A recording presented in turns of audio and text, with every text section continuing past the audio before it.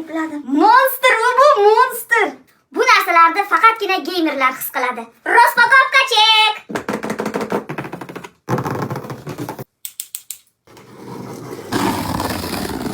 Eng oxirgi pokoleniyadagi Materinskiy plata.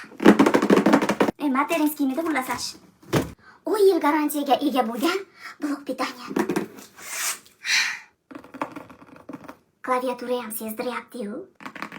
Chichqonchasi ham bor. 96 gigabayt. Xullas, ichak-javolarning bittasi. Voy nima bu? Ochib qo'yibsiz, og'irgina narsa nima edi? O video karta edi.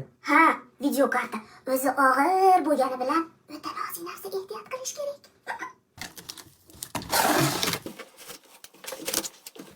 Voy, bu yog'iga ololmayman ekan, yordamlashib oling. Hos.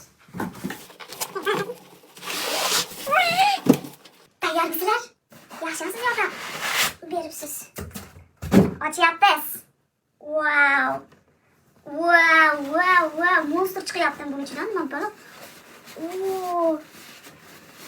Wow. Videosidan ham dahshat. Bunga ko'tarsam yetarlimi? Voy, asil. O'g'ri ekanini epladim. Monster bu monster. Yaxshi ham gamer emasman. Bo'lmasam yuragim hayajonlanib, xursandchilikdan bang bo'lib portlab ketardi. Qale, sezdiryaptimi? Mononisini o'zi 80 kilogacha yuk ko'tarar ekan. Meni Rossiya bemalol o'ynatib olsa ham bo'laveradi. Videoda ko'rgan hamma narsalar mashina ichidagi ichak chavog'i buni bir chekidan chiroyli akkuratni qilib yig'iladi. Tayyor holatini ko'rishni xohlasanglar, keyingi videoda o'tkazib olmanglar. Qanaqa chiqqanligi haqida fikringlarni shat yozib yuborasizlar.